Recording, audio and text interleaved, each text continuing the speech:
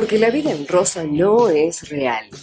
Bienvenidas a La Vida en Violeta, una propuesta de cambio. La Vida en Violeta, para construir empoderamiento de mujeres y niñas. Una sociedad más justa y segura para todas y todos.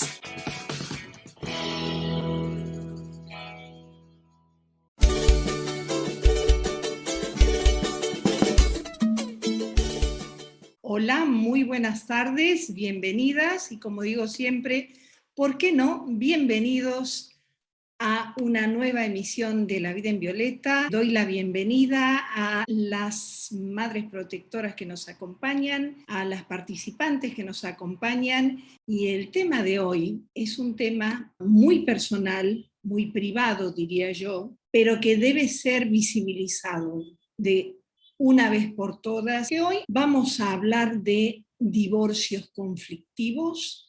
Y este signo de interrogación está muy bien pensado porque un divorcio es una realidad desafortunadamente de todos los días. Un divorcio idealmente debiera ser cuando se terminan los sentimientos o las posibilidades de estar juntos, convivencia, etcétera, y debiera hacerse idealmente en un marco de respeto y de cariño y de, como mínimo, consideración por los años o por el tiempo pasados juntos. Y por supuesto, si hay hijos o hijas, todavía ese amor y ese respeto debiera ser mucho mayor y debiera ser una gran prioridad, pero desde luego esa no es la realidad que vivimos. Y sí va a haber conflictos, y sí va a haber conflictos, por ejemplo, económicos, conflictos en el cuidado de los niños y niñas, de las decisiones grandes de la familia. Hasta ahí iríamos bien, pero resulta ser que en esta gran bolsa y esa gran etiqueta de divorcio conflictivo se incluye a diversos tipos de violencias contra las mujeres y contra niñas y niños. Vamos a tratar de hablar un poco sobre ello, de dilucidar un poco sobre las dificultades y las soluciones que están a la mano de las mujeres y sus hijas e hijos en estas circunstancias. Decíamos que de pronto hay violencias que se ejercen desde la persona que normalmente tiene mayor poder social, mayor poder económico, hacia la persona que tiene menos, que normalmente es la mujer. Y de estas violencias podemos llegar a extremos que son directamente conductas criminales. Las estadísticas y las informaciones que manejamos realmente son muy alarmantes. Si tomamos el caso de España, por ejemplo, tenemos que en el 2017, en el marco de encuentros de custodia compartida con padres violentos, a los que se habían denunciado la gran mayoría de las veces, una niña o un niño por mes han sido asesinados por esos padres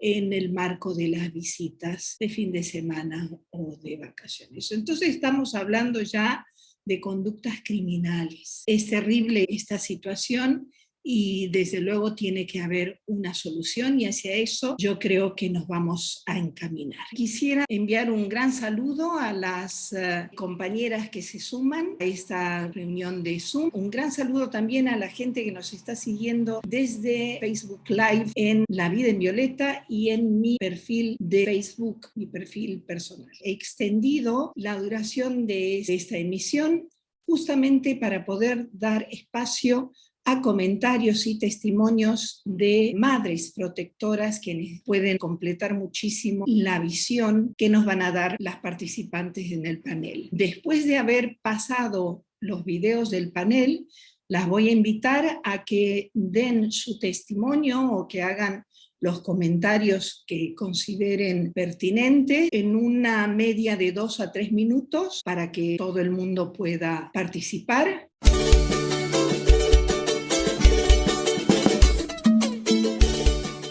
Escuchábamos la cortina musical de Añagüita de la Puna con el tema Guapas. Y vamos ahora sí a escuchar el panel de hoy, primer segmento. Tenemos esta tarde a un panel que va a tratar sobre divorcios conflictivos, conflictos y recursos y soluciones para superarlos.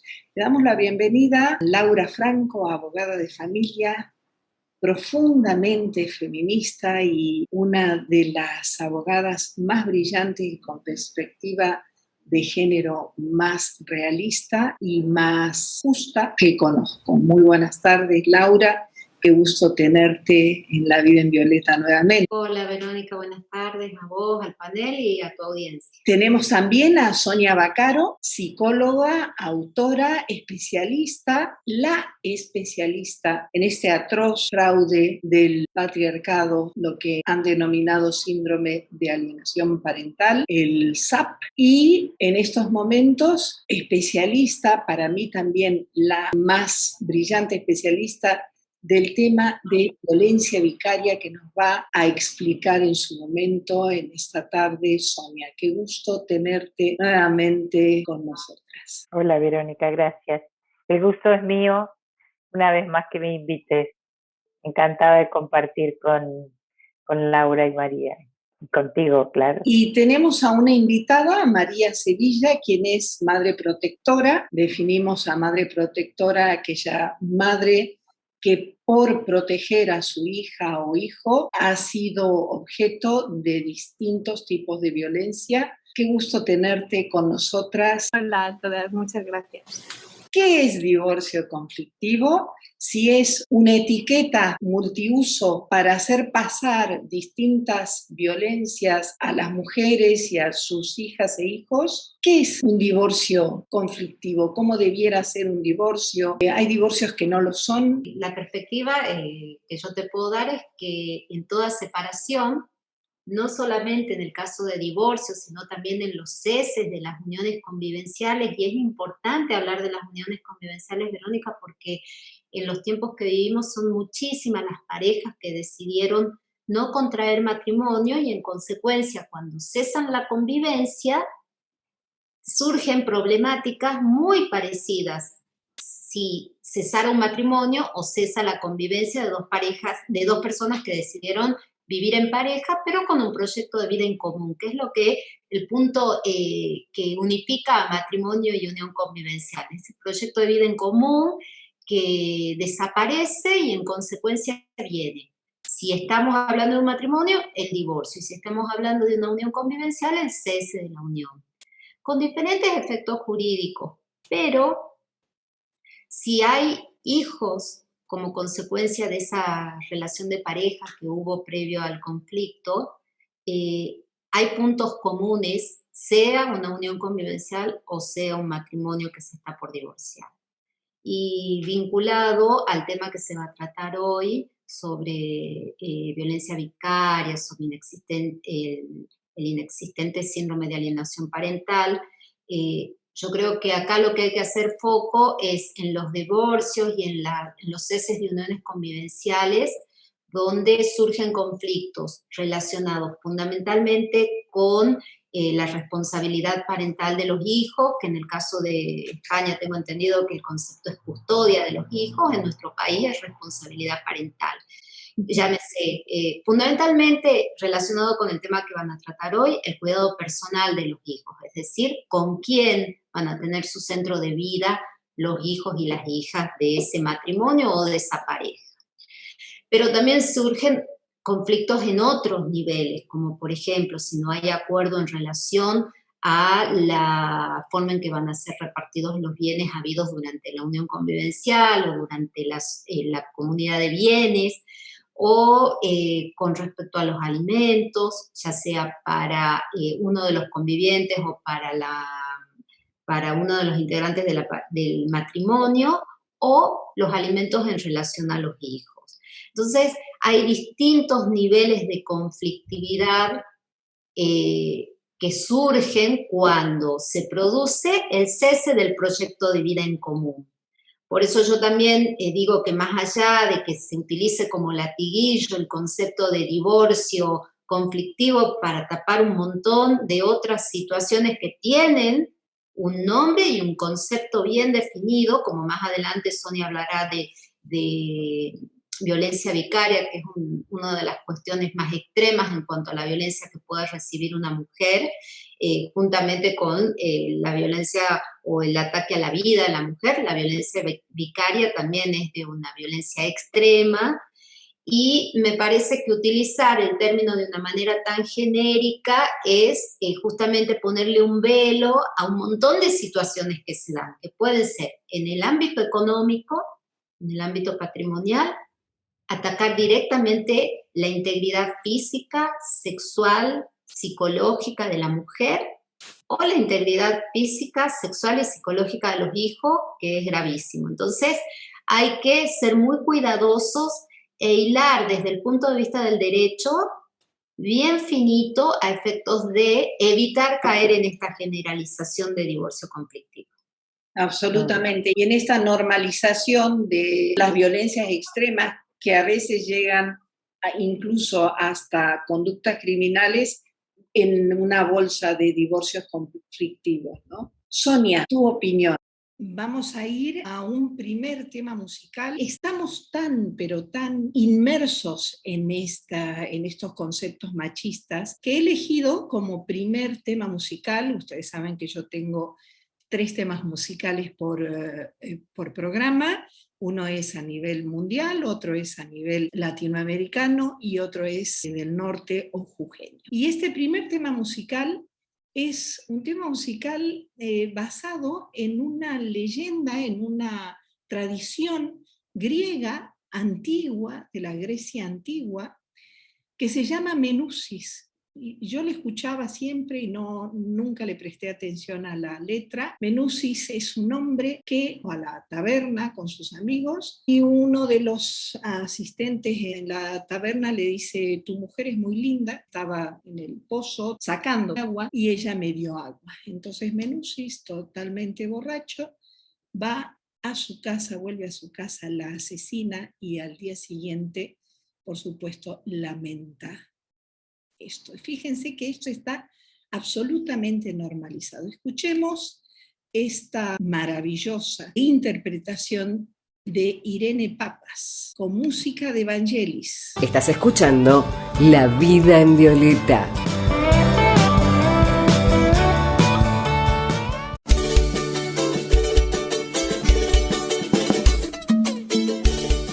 Y escuchábamos a Irene Papas y Vangelis Menusis. Elegí este tema porque siempre me gustó, pero es terrible, es realmente terrible que las imágenes no tengan absolutamente nada que ver. Están mujeres, por supuesto, objetos sexuales totales, mujeres todas muy bellas, muy jóvenes, y estamos escuchando la historia de un feminicidio, que a veces estamos bailando al son de letras profundamente violentas. Vamos a seguir entonces con el panel. A ver, yo retomo la última parte de lo que explicitó Laura. A mí me parece que a través de la etiqueta de divorcio conflictivo se oculta muchísimo de las violencias contra las mujeres, madres especialmente, porque creo que ser madre en un divorcio es una vulnerabilidad agregada, que lamentablemente hace que un hombre violento, denunciado o no, sentenciado o no, porque al menos aquí en España las estadísticas dicen que en el 80% de los casos las mujeres salen de la violencia a través del divorcio, o sea que no denuncian. Por lo tanto, estamos frente a un delito con una cifra oculta inmensa. Entonces, decía que el hecho de invisibilizar a un hombre violento es muy riesgoso, especialmente cuando hay hijos en común e hijos menores de edad. Porque lo que yo he visto como perito forense y en en lo que a mi trabajo respecta, es que en el derecho todavía estamos en el derecho romano, del cual deviene nuestro derecho. El bien superior a tutelar es el derecho del pater familia. Entonces, a partir de ahí, todo lo demás queda anulado. Y entonces, entre ellos, la etiqueta de divorcio conflictivo, volver a poner, o sea, cerrar la brecha que hay entre el maltrato a la mujer y el hombre, ponerlos en igualdad de condiciones y hacer de cuenta que es una pelea entre dos iguales. Error garrafal, por supuesto, porque por algo ya a esta altura ya está definida la violencia de género como la desigualdad históricamente que existente entre mujeres y hombres, ¿no? Donde prevalece la jerarquía de la diferencia a favor del sexo masculino siempre. Entonces, me parece muy grave que el derecho continúe queriendo invisibilizar asimetrías jerárquicas tan terribles que terminan haciendo o terminan continuando las violencias sobre la mujer, a través de los hijos en este caso, ¿no? Correcto. Desde el punto de vista de la psicología, pensamos que el problema no es la separación o el divorcio, sino el conflicto.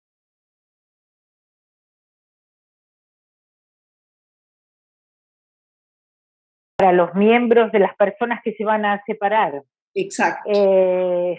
Bueno, a ver, el conflicto pudo haber sido anterior, y por eso digo que la mujer pretende o cree que va a escapar de ese conflicto, que es la violencia que se está ejerciendo sobre ella, a través del divorcio.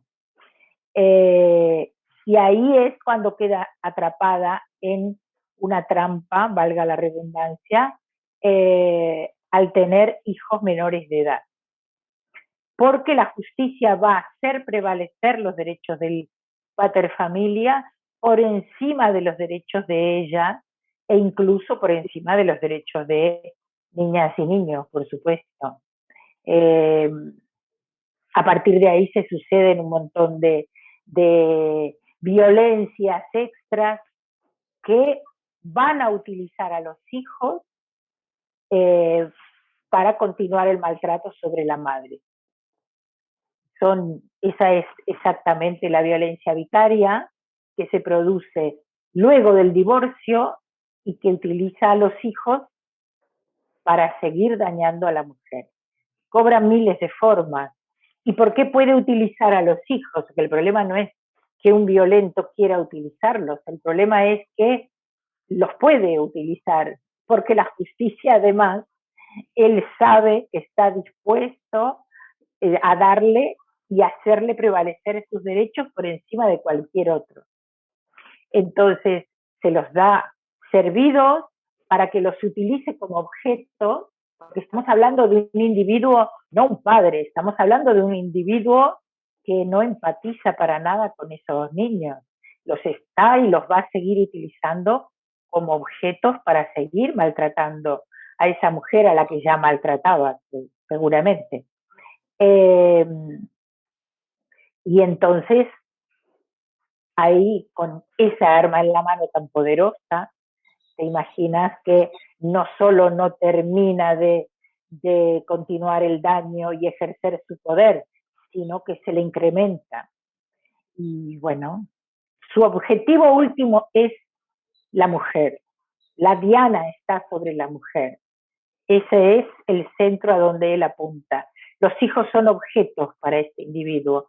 De lo contrario, no se permitirían ni los arrancamientos que él produce, provoca y solicita con la anuencia de las instituciones, por ejemplo, como en el caso de María, a la madrugada entrar gente uniformada a la casa con armas, todo, para llevarse una criatura. O O sea, es de locos. ¿Qué padre puede permitir eso? En nombre de los padres yo pediría que los llamemos de otra forma, porque si alguien de verdad quiere a un hijo, no le hace vivir esa escena que sabe que se le va a grabar para toda la vida en su psiquis. Un padre es otra cosa, vamos a dejar los padres de lado. Voy a hablar de progenitores, me dicen las madres protectoras que les llame. A mí me parece una jerarquía incluso muy importante de ese progenitor, pero bueno, por ahora no tengo otra palabra.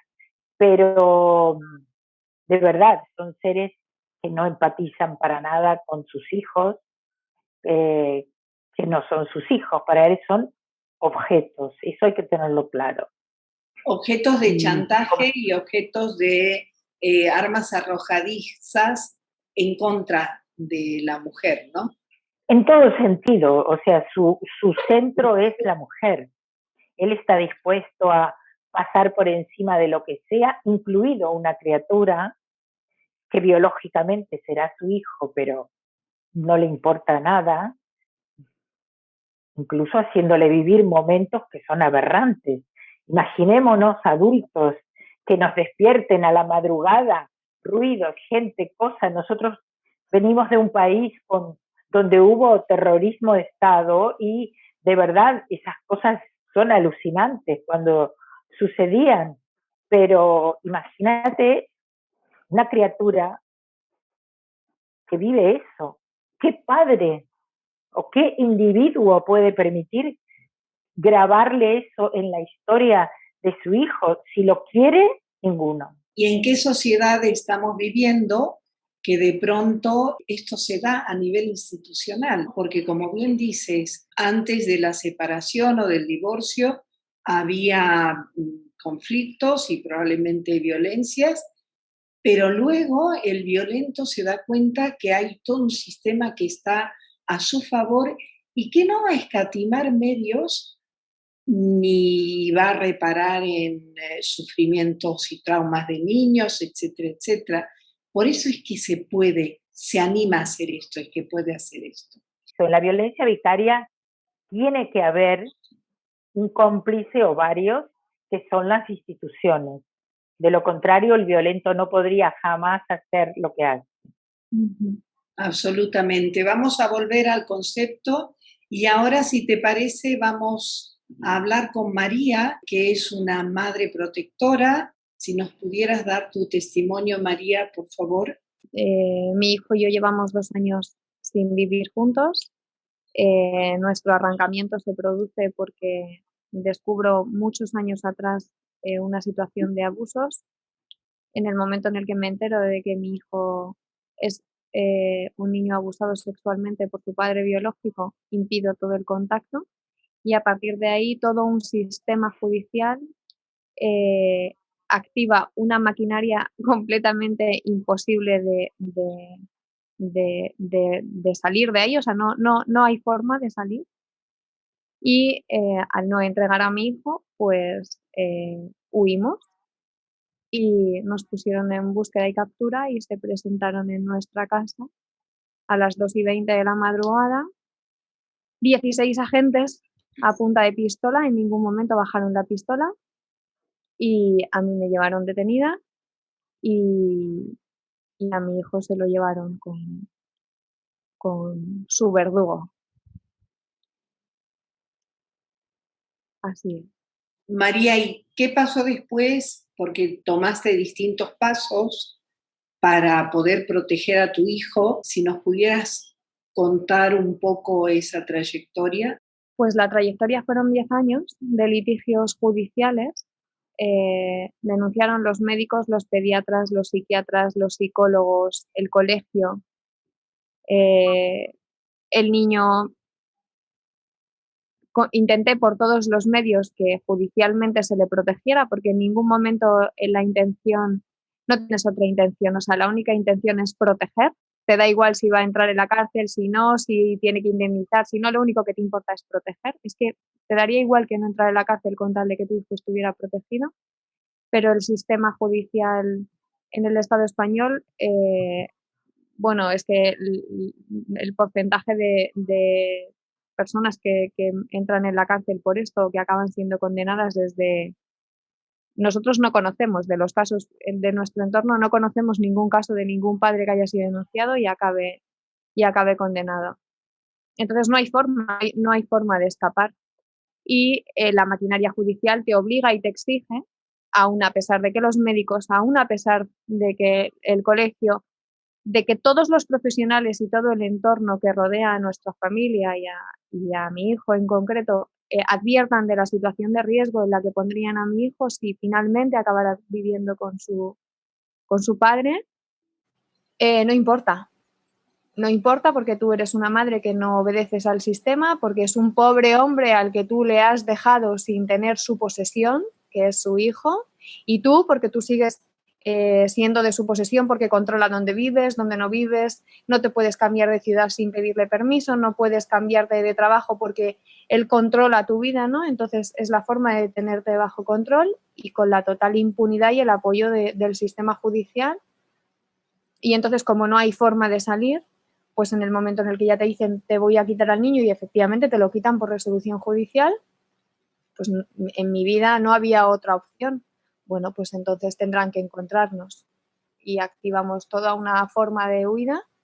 No nos movimos del país, estuvimos todo el tiempo en el Estado español y bueno, pues 2 años después de la primera sentencia en la que me retiran la custodia, la policía, como si se tratara de una organización criminal, porque de hecho el equipo de la policía que nos encontró eran los mismos que se encargaban de buscar a delincuentes máximos, o sea, asesinos en serie, pues se presentaron en casa a las 2:20 de la madrugada. Y efectivamente, claro, nos encontraron, me llevaron detenida y a mi hijo con su padre. Así es. Vamos a volver un poco a los pasos que has hecho para seguir protegiendo a tu hijo desde todas las formas posibles, cómo se han organizado las madres protectoras. Aquí en Argentina conocemos la ONG Red Viva, presidida por nuestra querida amiga Sara Barney, que tiene en estos momentos varias sedes a lo largo del territorio argentino y que están logrando regresos, niños abusados sexualmente o físicamente o psicológicamente con sus madres. En Argentina se ha planteado una reforma del sistema judicial en este sentido. No sé cuáles son los últimos acontecimientos o las últimas resoluciones o qué sería deseable de un sistema judicial, padre y madre estén en igualdad de condiciones y no esta complicidad tan terriblemente misógina. Que actualmente nuestro sistema, nuestro ordenamiento jurídico está dado por un marco en relación a niñas, niños y adolescentes, está dado por un marco normativo de tratados internacionales a los que Argentina suscribió, como la Convención de los Derechos del Niño, la Ley Nacional para la Protección de Niñas, Niños y Adolescentes, y el Código Civil y Comercial, que es un código que en materia de derecho de familia tuvo muchísimos cambios, que entró en vigencia en el año 2015, en agosto del año 2015, o sea que ya tenemos bastantes años de vigencia, es un marco normativo riquísimo en cuanto a protección de niñas, niños y adolescentes. Yo por ahí te voy a hacer una pequeña corrección, no lo tomes a mal, pero cuando hablamos de niños y niñas ya no hablamos de menores, justamente porque como nuestro ordenamiento jurídico va reflejando todo un cambio de paradigma en cuanto a los niños, niñas y adolescentes, donde se los considera sujetos de derecho y no objetos de derecho, pero yo te estoy hablando del marco normativo. Después te voy a decir qué es lo que pienso que se da realmente en los hechos. El cambio de paradigma nos obliga a hablar de niños, niñas y adolescentes, ¿sí? Si nosotros vemos el marco normativo protectorio, podemos decir, esta realidad que nos está contando y la compañera del panel, es imposible que se dé. Y hay cuestiones como la convención, por ejemplo, tengo entendido que España adhirió a la convención. Y en consecuencia, si bien las normativas internas no son exactamente iguales entre un país y otro, en principios generales sí son muy parecidas, o sea, son iguales en cuanto a principios generales. Y sin embargo uno se pregunta, ¿por qué vemos casos como estos? Porque el marco normativo totalmente protectorio a los derechos de niñas, niños y adolescentes considerados como sujetos de derecho, muchas veces en los hechos no se da con la aplicación que se tuvo en cuenta. Por ejemplo, nuestro Código Civil y Comercial establece que cuando hay situaciones de violencia en las que entraría también la violencia sexual de un padre hacia un hijo, tiene que haber una cancelación de la responsabilidad parental y en consecuencia ese papá no puede tener contacto con el hijo. Y sin embargo, en los hechos, este testimonio que nosotros hoy tenemos de España, acá en Argentina también tenemos miles de testimonios. Entonces, ¿con qué nos encontramos? Con un sistema judicial donde ahí sí las instituciones suelen ser cómplices de situaciones en las que los derechos de niñas, niños y adolescentes se ven vulnerados porque se protege al abusador, muchas veces castigando a la madre, pero fundamentalmente al niño o a la niña, ¿sí? ¿Y cuáles son esos obstáculos que vemos en el ordenamiento? Las demoras excesivas, porque hasta que una mamá protectora logra una orden a su favor, ya pasó un tiempo larguísimo en el que el niño o la niña siguió siendo víctima de ese progenitor abusador. Porque tenemos todavía juzgados en los que abonan la teoría del SAP a pesar de su inexistencia y a pesar de todo lo que se viene trabajando para demostrar que el SAP no existe. Bueno, en Argentina todavía hay juzgados que abonan y adhieren a esa pseudo teoría científica. Entonces, demoras, juzgados que todavía adhieren al inexistente SAP, profesionales o colapsados dentro del sistema en los que, por ejemplo, yo te doy un ejemplo, tengo un caso de 2 niñas en las que estamos solicitando el cuidado personal. Desde julio del 2020 que estoy intentando que hagan una encuesta socioambiental y que les hagan la entrevista al padre y a la madre de esas 2 niñas. Desde julio del 2020.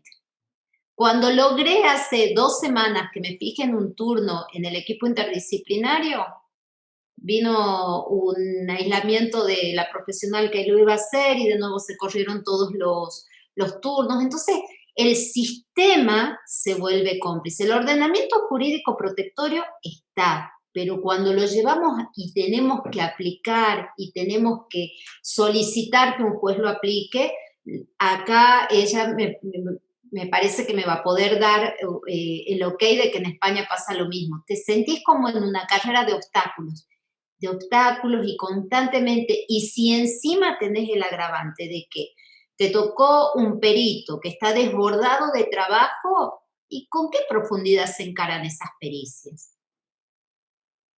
O sea, esto es una realidad, esto existe, Verónica. Están desbordados de trabajo, en consecuencia, te vuelvo a repetir, uno siente que es una carrera de obstáculos. El ordenamiento protectorio a favor de niñas, niños y adolescentes es amplísimo.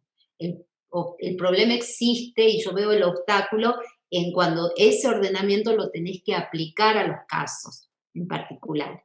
Y ahí surgen un montón de situaciones como la que acabamos de escuchar. Excelente, la verdad, excelente la explicación de Laura Franco. Y yo me extraería algunas ideas a las mujeres que están aquí, que han hecho un divorcio, una separación conflictiva, violenta. Da siempre la impresión de que una ha estado haciendo mal las cosas, de que esas violencias son la excepción y que una ha tenido mala suerte o con el juez o con la abogada o el abogado, etcétera, etcétera. No, son la norma, son la norma. Uno puede moverse muy, muy bien. Bueno, lo primero, elegir bien a la abogada que tenga perspectiva de género, eso es muy difícil.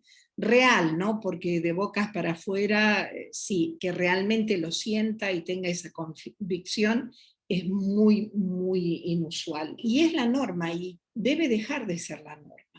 No creo que solamente sea por una falta de tiempo, por un exceso de trabajo.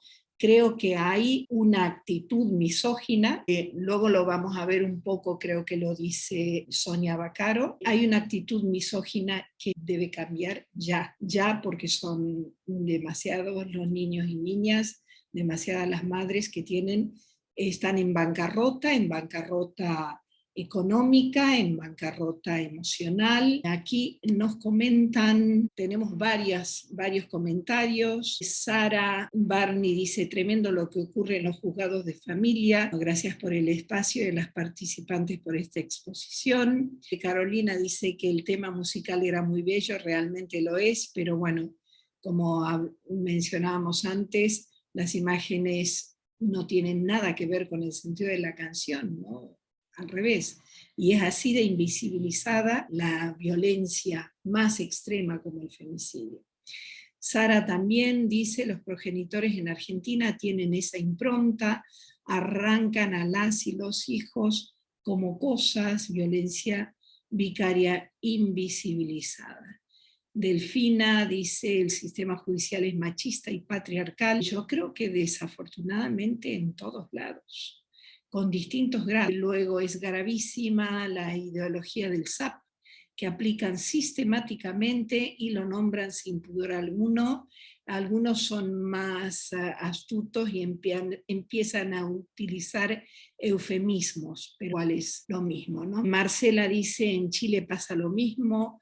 Muchas gracias por conectarte, Marcela, desde Chile. Dice, la violación a los derechos humanos de niños y sus madres no tiene perdón. Carolina dice, buenas tardes, en Mendoza es tal cual lo que describís.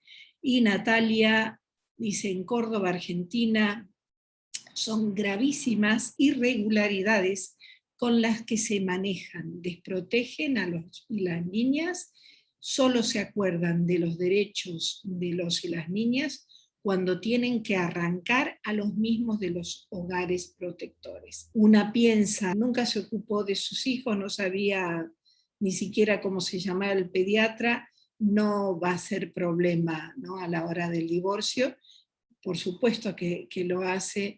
Hay una frase que una amiga me pasó en este tema, dice, la primera víctima fatal de este tipo de divorcios, que son violentos, no conflictivos, no son conflictos normales entre dos personas que se han querido y no se quieren más, sino son violencias ejercidas. La primera víctima fatal es la verdad. Las mujeres normalmente creemos que, bueno, primero somos iguales ante la ley y desafortunadamente constatamos, una gran mayoría, de que no es así. Segundo, bueno, yo no tengo que hacer gran cosa porque aquí está una verdad y como bien dijo Sonia, la verdad y los derechos del hombre, del abusador, los que generalmente se toman en cuenta. Vamos a ir a otro tema musical. Vamos a escuchar cantante cubana que se llama Tanmi López Moreno y el tema es Ironía. Estás escuchando La Vida en Violeta.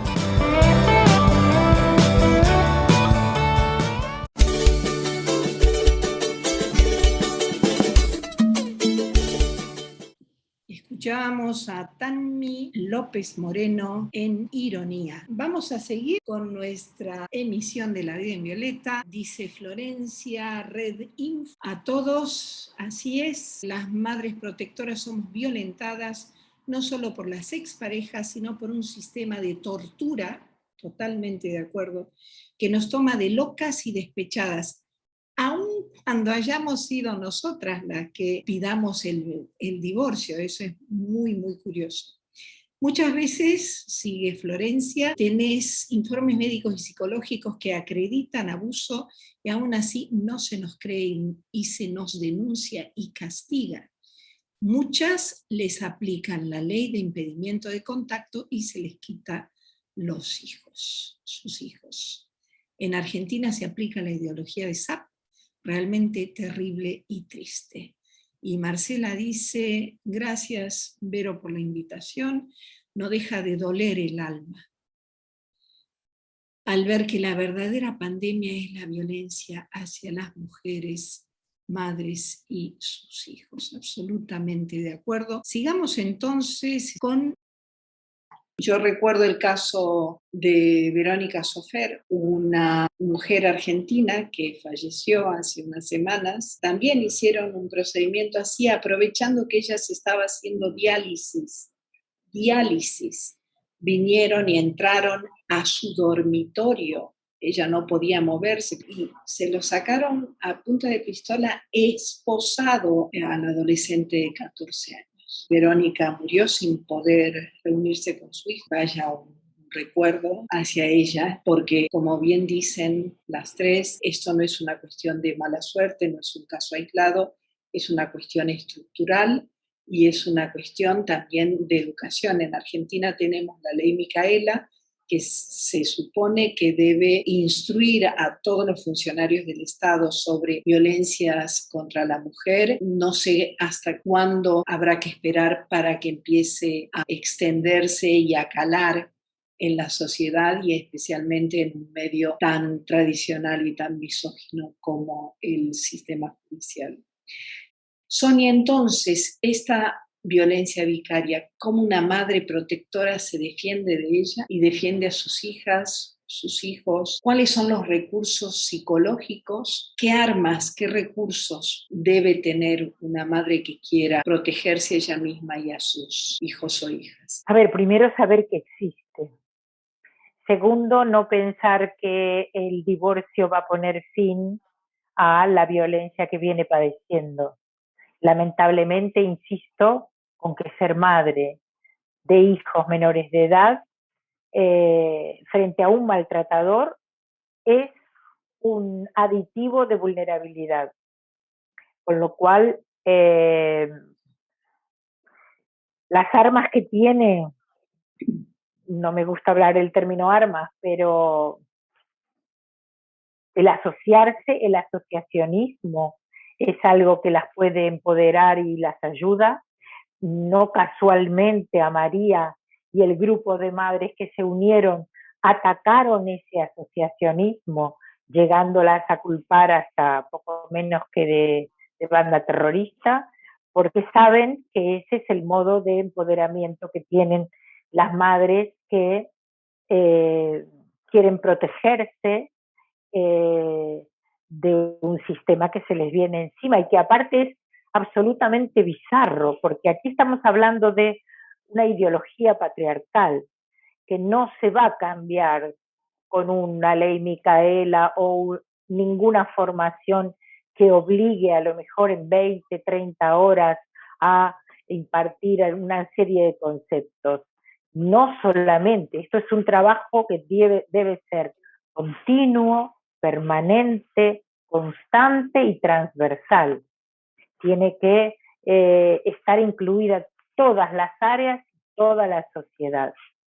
Entonces, lo que yo creería es que las madres tienen que seguir asociándose, que no las intimiden por lo que les pasó, por ejemplo, a la Asociación de María, porque precisamente fue como algo, lo que les hicieron a ellas fue como algo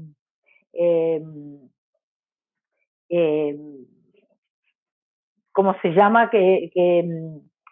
Como castigándolas a ellas, quisieron mostrarle al resto que no tenían que hacerlo. Como un escarmiento, ¿no? Exacto, como algo, sí, entonces como aleccionador, digamos, ¿no?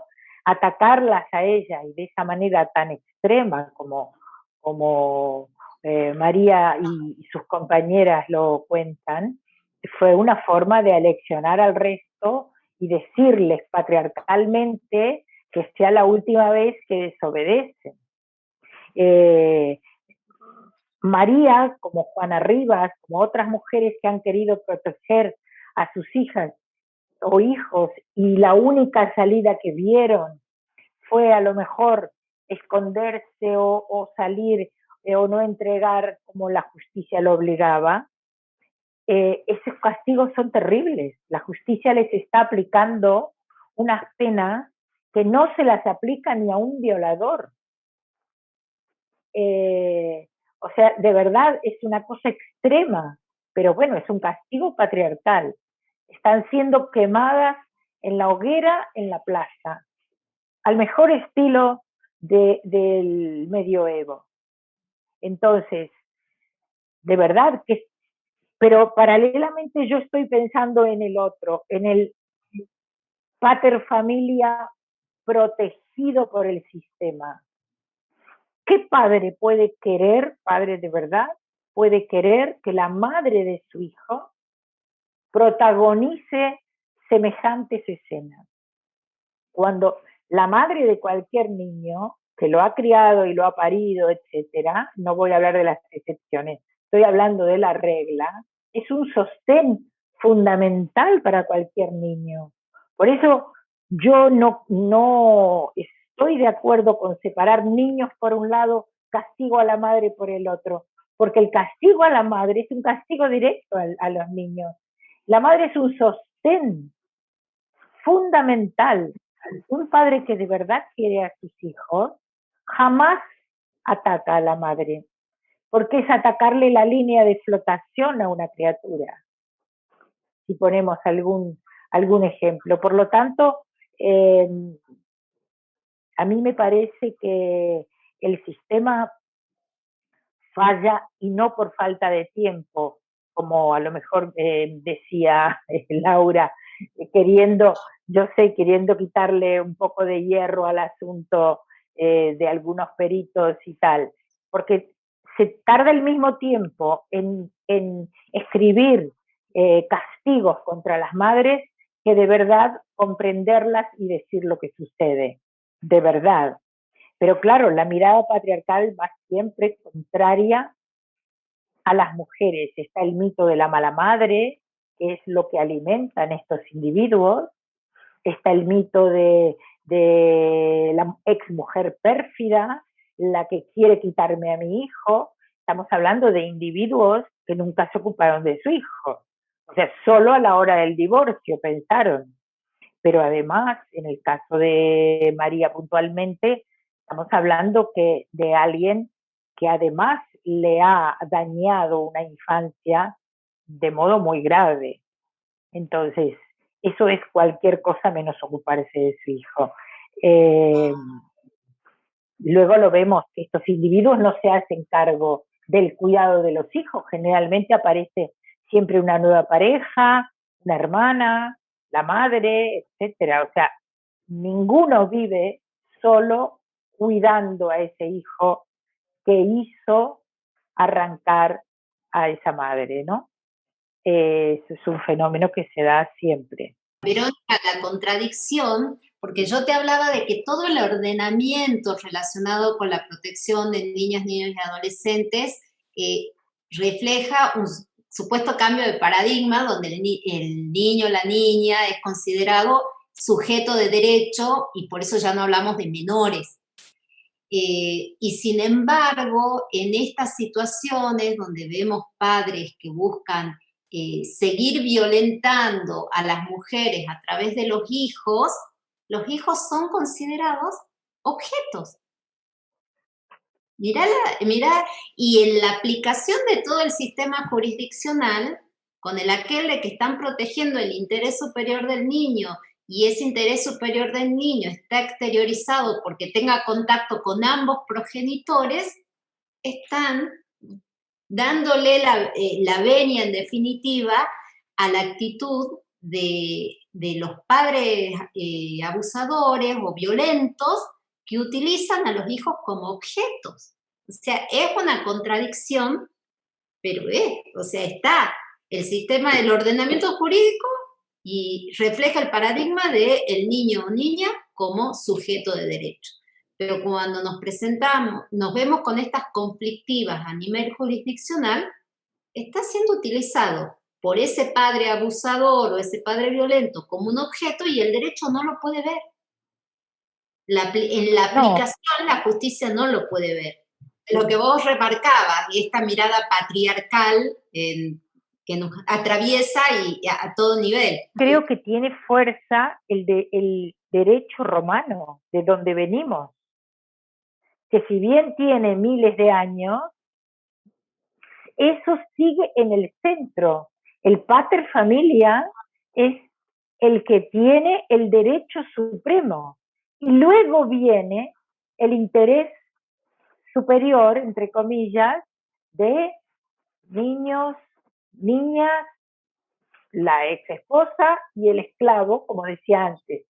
El esclavo ha desaparecido, entre comillas, supuestamente en esta época, pero todo lo demás sigue con la misma jerarquía. Esto no se ha modificado. Yo creo que en el imaginario colectivo, que es lo que hay que modificar, eso pervive todavía.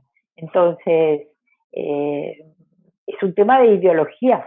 Leyes hay muchísimas. Todas hablan de los derechos de niñas, niños, adolescentes, hablan de seres de derecho, seres con derecho, hablan de la no discriminación por razón de edad, por ejemplo, pero luego en los hechos sigue la visión adultocéntrica, que es el adulto el que decide qué le hace bien a ese niño. Por ejemplo, que como sea, tiene que estar con su padre biológico, aunque no lo conozca, aunque lo viole, aunque le pegue, aunque lo maltrate, o aunque incluso haya amenazado con matarlo. Terrible, la verdad, la situación. La fuerza de la ley está enfocada en castigar a la madre que protege, en castigar a la mujer que se revela. Hablamos de Verónica Sofer cuando aparecen, no sé, 5, no sé cuántas personas eran, mientras ella se estaba dializando, no puedo sacarme de los ojos esa visión. A María Sevilla se movilizan 16 agentes armados a medianoche para reducir a una mujer y a su niño de 4 años. Ahí hay no solamente un padre abusador, sino hay un sistema que debe cambiarse ya. Y vamos ahora a nuestro último tema musical folclórico, Manos de Mujer, y las intérpretes folclor de mujer. Estás escuchando La Vida en Violeta.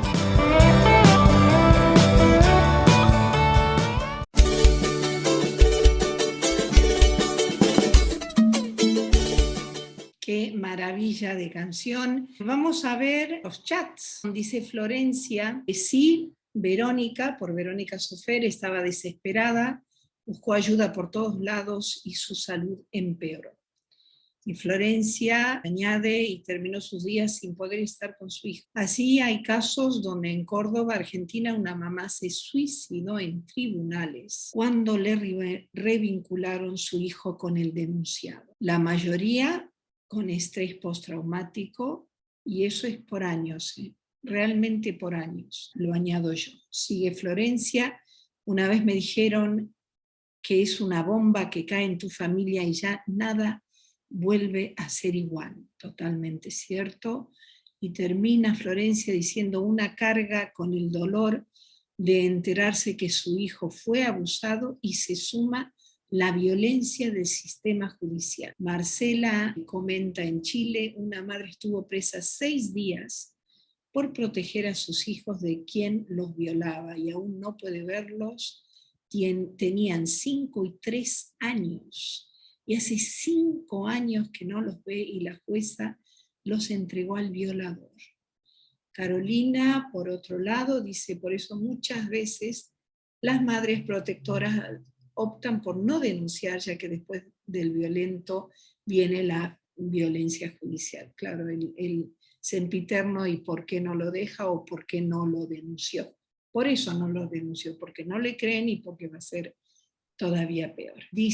Natalia dice Río Tercero, Córdoba, Argentina, una mamá y su hija de 6 años llevan un año con 2 horas semanales teniendo contacto por video, las llamadas de 1 hora y 8 meses sin comunicación alguna de la niña con su entorno materno luego de ser arrancada de su madre protectora. Y Johanna dice, mi caso es de mi hijo llevado por mi agresor. Y seguimos en La Vida en Violeta. En un caso muy cercano a mí, supe de un padre que le negaba la educación, el techo a sus hijos. Una jueza de la Corte Suprema de Justicia de New York le decía, bueno, esto tiene que quedar detrás. Cuando estaban por echar a la calle a esa madre y esos hijos, hay que empezar a reconciliarse. Y este padre que les estaba negando todo eso, estaba con la anuencia de la jueza, no solamente de sus abogados. Hay también una parte de empoderamiento de las mujeres que es posible, y es buscar muy cuidadosamente a la o el abogado que represente. En casos de divorcios o de separaciones, abogadas con perspectiva de género, psicólogas con perspectiva de género. Me gustaría ahora, si nos puede contar, María, sobre esta asociación que ustedes fundaron, qué hacía y cómo se resolvió esta persecución que también los medios y los comunicadores fueron cómplices, porque los violentos no actúan solos. Entonces, si nos puedes contar, por favor, María. En la asociación realmente éramos solo 3 personas las que formábamos la asociación, pero sí que es verdad que después de muchos años de descubrir el sistema, cómo funcionaba, pues efectivamente buenos profesionales siempre, en mi caso las personas que me representaban, pasé por 9 abogados, los 2 últimos que he tenido, que sigo teniendo uno de ellos, han sido jueces anteriormente, con unas carreras de muchísimo tiempo para conocer muy bien el sistema judicial. Y bueno, pues nosotros básicamente lo que hacíamos era denunciar institucionalmente lo que estaba pasando, porque efectivamente se produce una violencia machista.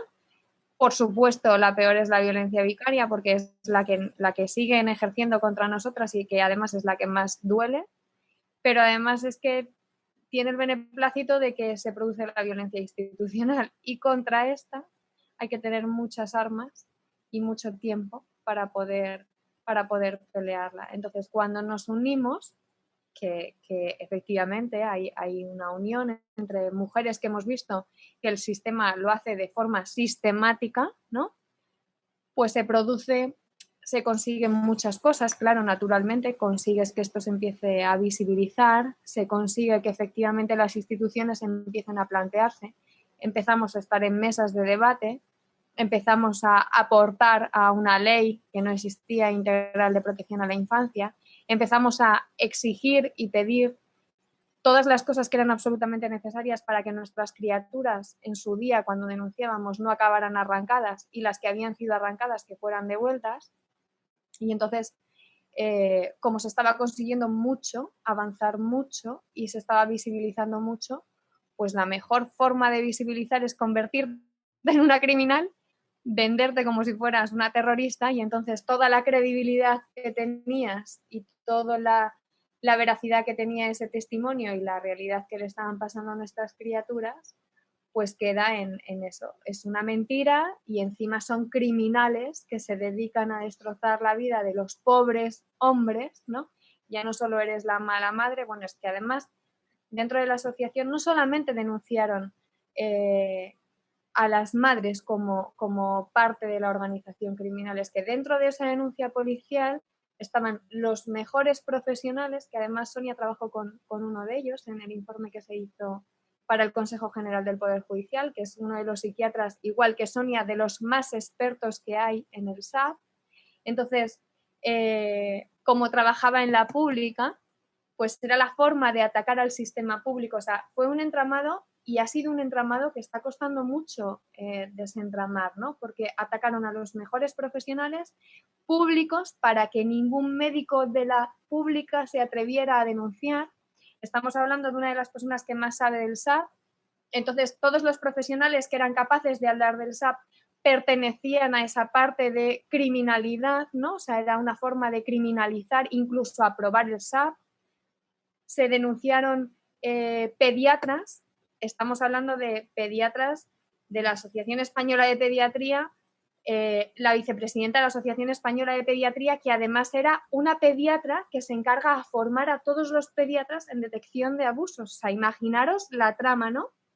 Y luego la abogada, que metieron a 2 abogados, que habían sido jueces 20 años atrás. O sea, durante 20 años en su vida habían sido jueces. O sea, imaginaros todo el compendio, ¿no? Madres, criaturas, los mejores profesionales los metieron todos en un saco y éramos todos delincuentes. Éramos todos criminales y éramos todos terroristas que destrozábamos la vida de esos pobres hombres. Y efectivamente todo el sistema, en lugar de aceptar que es que en realidad lo único que pasa es que el sistema no solo no protege, sino que ejerce una violencia institucional espectacular y permite una violencia vicaria, pues hasta el punto de tenemos niños asesinados. O sea, nosotros tenemos niños asesinados. Mi hijo está en una situación de riesgo extremo porque sus médicos actuales así lo han constatado en sus informes. Sin embargo, aquí es como, bueno, pues como si no pasara nada. Pero seguimos, o sea, esta lucha hay que seguir peleándola y esto hay que cambiarlo sí o sí, es lo que nos ha tocado vivir.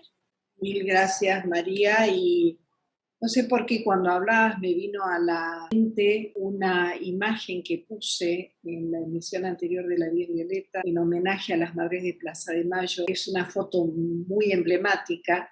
Son 3 mujeres, una está con su delantal de cocina, 3 mujeres tomadas de la mano, están de espaldas, y al frente está una formación de militares a caballo defendiendo Casa Rosada, que es la casa del gobierno nacional, de este puñado de señoras. Hubo como una superposición de esa imagen. El único delito que tenían ellas era buscar a sus hijos. No podemos seguir esperando. Esta educación está muy bien, esta toma de conciencia, la denuncia, la lucha callejera. Desde el derecho, como te dije, Verónica, entiendo que el ordenamiento está, faltan operadores de justicia más comprometidos con cambiar el paradigma patriarcal en el que, si bien estamos viviendo un cambio, todavía no está profundizado. Bien marcaba Sonia que puede haber ley Micaela, pueden haber un montón de leyes, pero y son un elemento más en el cambio de paradigma, pero realmente el trabajo es interno y es profundo. Un sistema judicial bien formado, bien capacitado, fundamentalmente peritos bien capacitados y con una extrema formación en la temática. Porque acá María me puede dar la razón, los informes de los peritos en temas como el que hoy hemos tratado en el programa son fundamentales, son fundamentales. Entonces, si yo me doy con un sistema judicial de pocos peritos o de peritos que no tienen la suficiente formación en la temática, y estoy en un grave problema que se suma al problema y al conflicto que ya estoy teniendo con mi ex, que es un violento, y que se está agarrando de mi hijo o mis hijos para generarme mayor violencia. Entonces, yo desde mi punto de vista creo que es cambiar el paradigma, pero realmente cambiarlo y que no sea solo discurso, que ese cambio va a quedar demostrado cuando la justicia, a la hora de cómo hablan los jueces a través de sus sentencias, y esas sentencias reflejen que estamos ante jueces y juezas, porque no solamente jueces hombres, juezas, que han logrado romper el mandato patriarcal. Y a eso también agregar número suficiente de peritos o de organizaciones intermedias que colaboren a la justicia y con la real capacitación que se necesita para tratar esta temática. estos fallos sin perspectiva de género ya no pasan tan impunes como antes. Y tenemos casos como Irune Costumero, que ha sentado 3 veces a funcionarios públicos a que den explicaciones, también ha hecho sentar al Estado español. Una vez que la impunidad deje de ser absoluta, que se vaya avanzando contra esa impunidad, la complicidad del sistema va a empezar a desmoronarse, porque hasta ahora ha salido gratis. Creo que una de las causas por las que la Asociación de María fue tan perseguida es justamente porque atentaba contra la impunidad, contra el silencio. Sonia, yo voy a tomar la imagen que nos diste de las Madres de Plaza de Mayo, haciendo una reflexión que es indudable que a las madres protectoras no hay quien pueda con ellas. Si alguien cree que las van a derribar porque derriben a unas o unas pocas, se equivoca. Están ahí las Madres de Plaza de Mayo, algunas ya tienen 90 y tantos años, que siguen haciendo escuela y hablando de los derechos y de los derechos humanos, por sobre todas las cosas, como madres protectoras.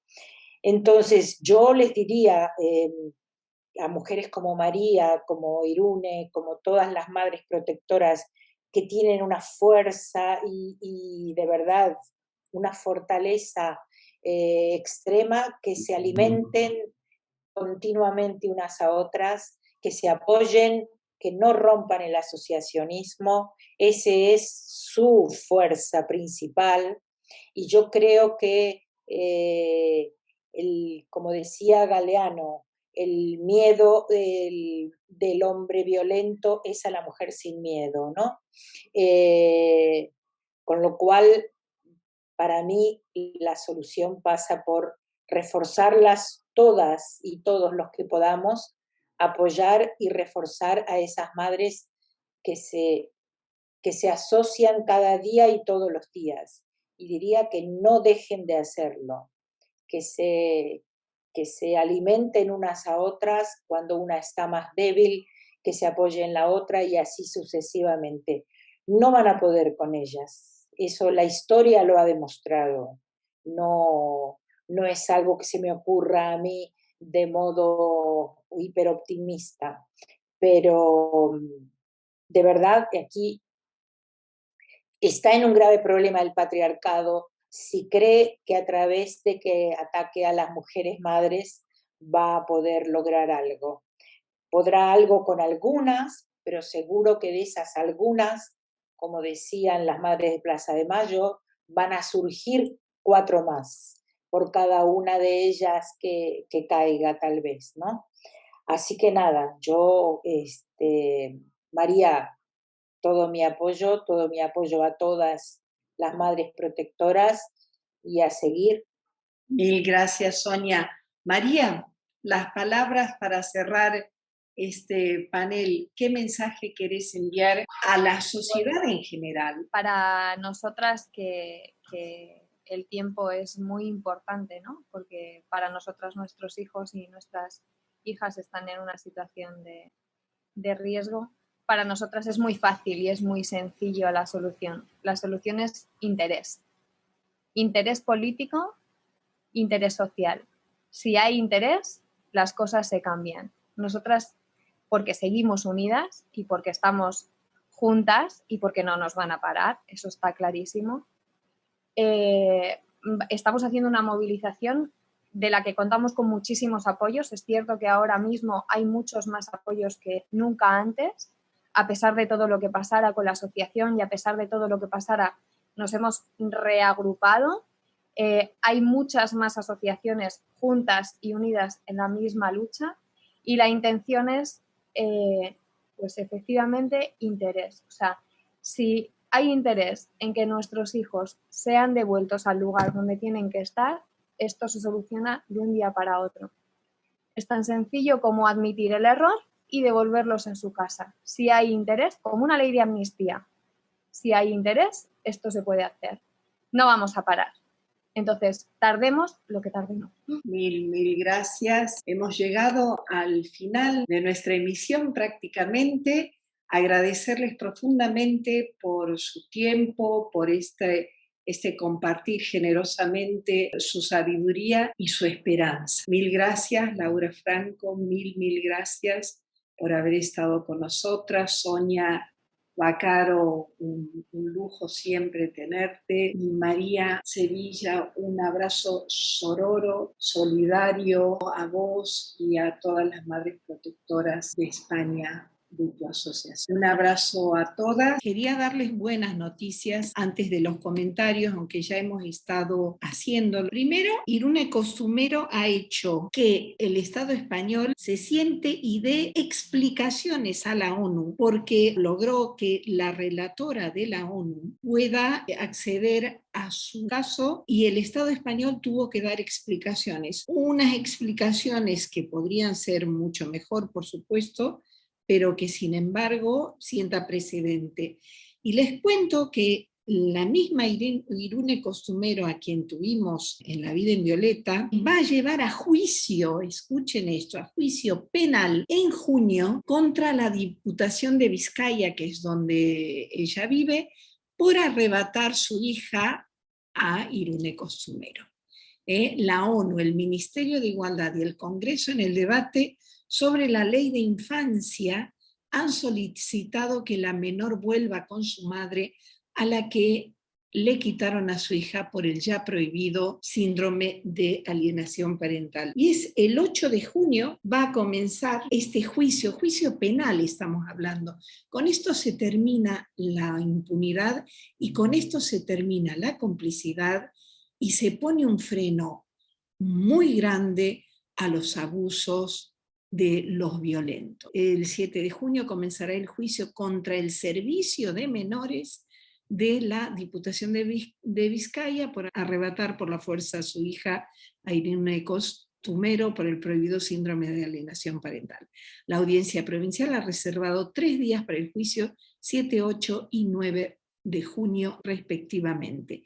Un proceso que será histórico porque puede marcar jurisprudencia por aplicar medidas prohibidas contra una mujer por el falso síndrome. Hoy salió en Diario Público que 30 organizaciones feministas y madres protectoras piden el fin del maltrato institucional de la justicia, esto es en España, y la Federación de Asociaciones del Consejo Nacional de Mujeres Resilientes de la Violencia de Género afirma que tiene constancia de unas 70 madres, y yo podría decir que Sara tiene muchos más casos, este caso son 70, a las que la justicia culpó tras denunciar violencia de género o abuso sexual hacia sus hijos, la mayoría de las cuales acabaron sin la custodia de los menores. Y no se trata, dice el artículo del Público de hoy, no se trata de hechos aislados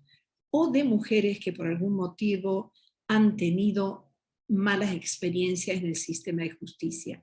Lo que denuncian es una forma de violencia institucional que sigue patrones concretos y que se ceba con muchas mujeres que han denunciado violencia de género o abusos sexuales hacia sus niños, hacia sus hijos e hijas por parte de los padres. Los comentarios hemos ido haciendo a medida de que se ha ido desarrollando esta emisión. Voy a leer. Dice María, gracias. Florencia, gracias María por tu testimonio. Eliana, excelente jornada, muchas gracias. Mayra, maravilloso lo de Irune, esperamos más casos que han vivido tortura que se han recibido. Y Johanna dice el juzgado número 3. Sara dice excelente logro de Irune. Y yo estoy segura que las madres protectoras argentinas con esta capacidad de asociacionismo que tienen y de movilización pueden hacer algo así o inclusive más grande, ¿no? Mayra dice, ruego cada día por justicia para nuestros hijos. Natalia, excelente, es hora que se termine la corrupción y el atropello a la infancia. Childa dice, bravo por esta noticia de Irune, que siente un precedente con los arrebatos de niñas y niños y lo hacen a nivel mundial a esto. En la Argentina es exactamente igual. Florencia dice, genial por Irune y todas las madres que luchan allá. María, nos pasa a todas, se repite constantemente. Gilda dice, le pasó lo mismo a una madre argentina viviendo en España con los servicios sociales. Mila.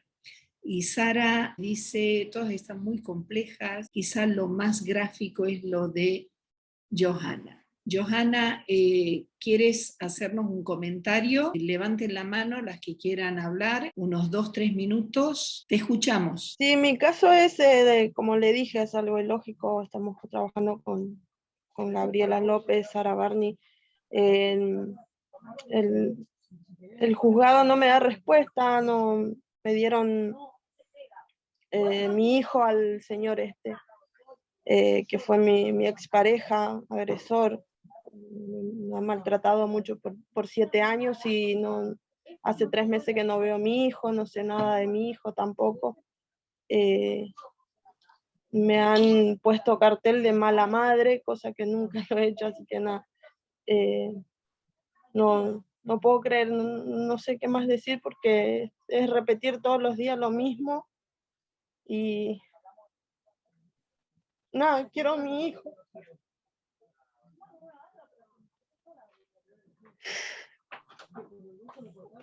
Ay, Johanna.